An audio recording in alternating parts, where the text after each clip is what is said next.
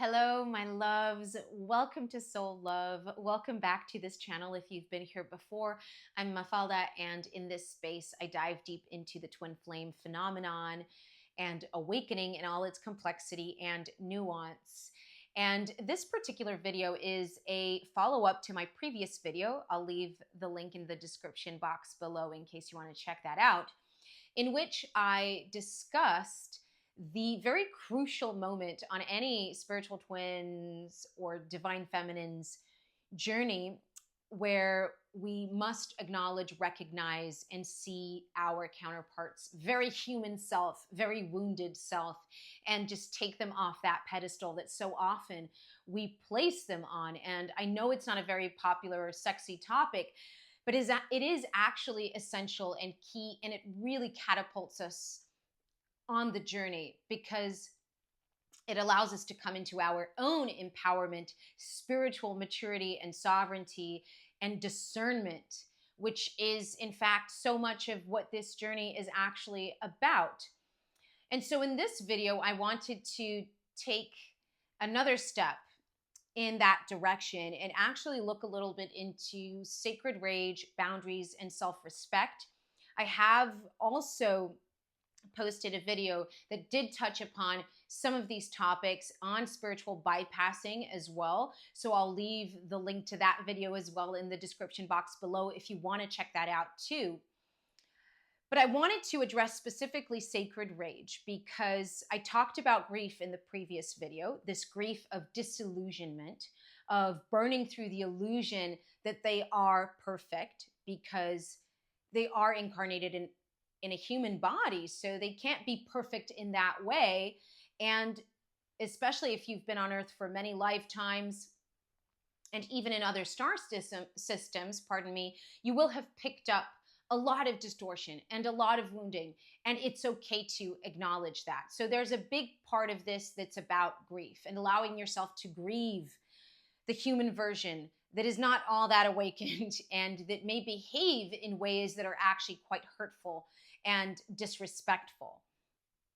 And this isn't really talked about in many channels, in many twin flame teachings, and we're always encouraged to see their highest potential, and that's okay. But again, we're being called into deeper spiritual maturity and being able to hold all of this as true. So a big part of this is sacred rage. It's acknowledging that we are not here to deny our anger. We are not here to repress our anger. We're here to alchemize it into power. And there is no way of doing that if we don't learn how to feel it. So it's important to create spaces and to use tools to learn how to feel our anger in healthy ways. And I know that a lot of spiritual twins, a lot of divine feminines feel very guilty when they feel anger toward their counterpart. They fear that they are somewhat delaying the journey or pushing their counterpart away. But that's not true at all, because this journey is not about performance. It's not about performing that you're ready for union. It's about real union embodiment. And again, that's not possible until you've really learned how to feel and allowed your nervous system to upgrade. Part of that is developing this very healthy relationship with your sacred rage, developing tools and tactics to feel through it, whether that is screaming at the top of your lungs into a pillow or in a vast open space where you're not going to project your anger onto somebody else, but you're going to allow yourself and give yourself full permission to feel it.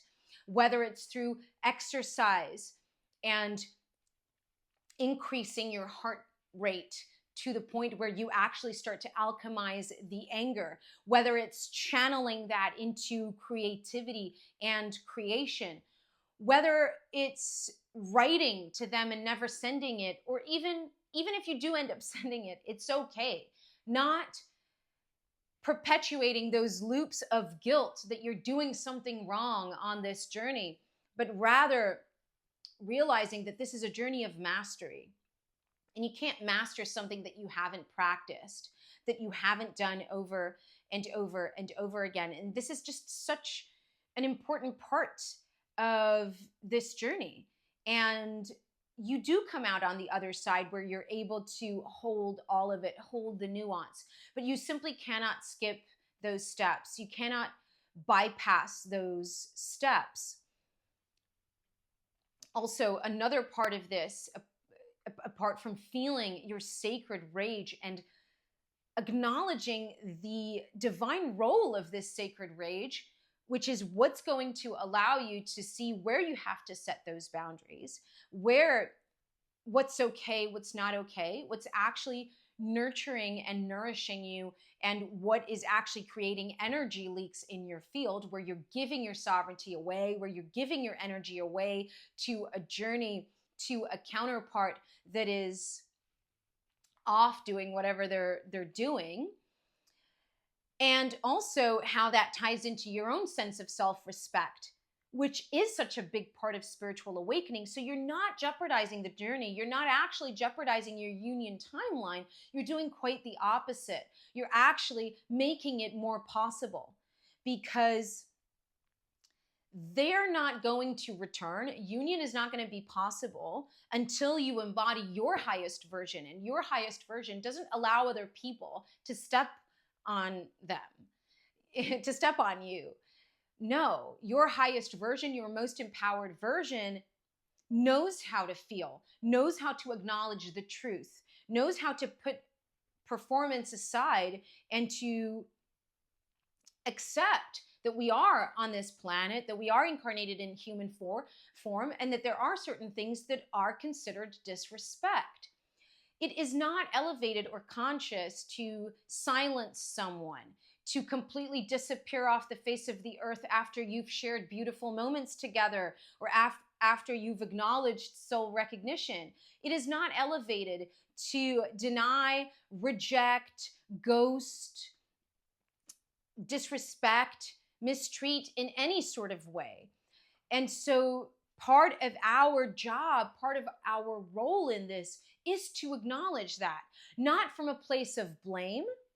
It's not about projecting the anger or the rage onto them.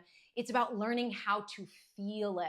There's nothing more empowered than knowing how to channel your rage, your sacred anger, in healthy ways, where you're not blaming them, you're not making them responsible for your feelings, you're not making them responsible for your happiness, for your soul's evolution, but you're also not sugarcoating, denying, or living in a fantasy whereby anything that they do or have done is completely okay and conscious when it's not.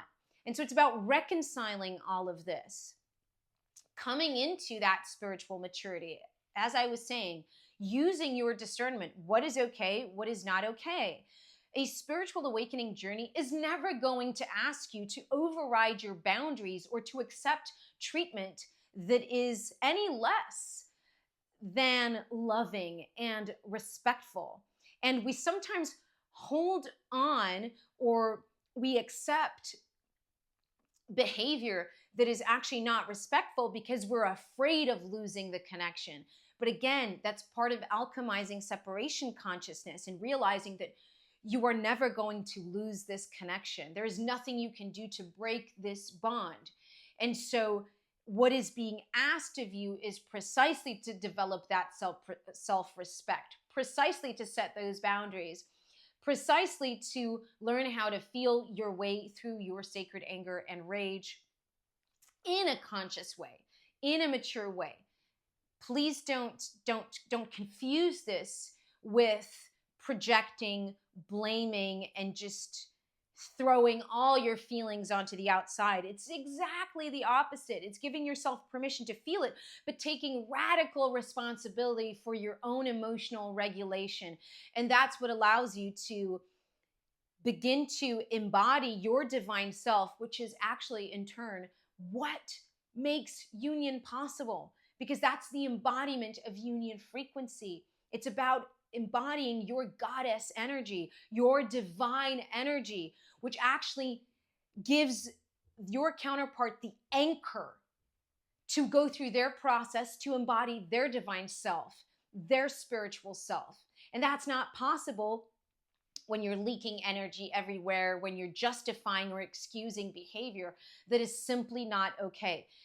And I do want to just finish off by saying that I completely understand how challenging this is. Like I said, I went through it myself. It's not an easy process because we love them so unconditionally. We see their souls so deeply.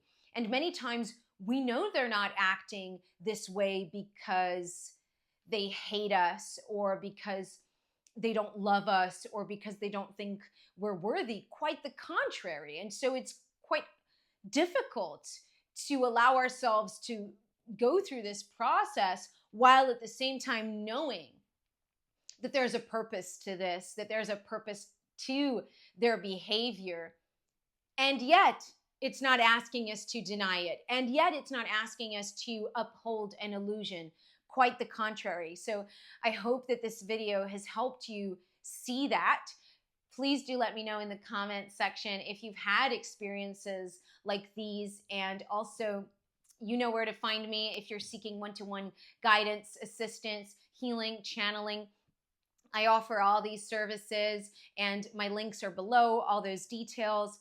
I also want to remind you that I have a couple of quantum healing transmissions that are on sale at the moment, especially the womb, heart, voice restoration transmission that is incredibly potent and really resets and clears your field to allow your soul to align and to descend, to come into your human vessel. So do check that out if you feel called to. And if you have any suggestions for topics that I might address, I know that I have a few on my list still to address, but it's always lovely to know and to have this feedback from you of what you want to listen to and hear. And I do hope to see you very soon. I wish you all the best on this journey. I know how challenging it is, but you are not alone and you are worthy of receiving support. Thank you so much for watching, and I'll see you in the next one.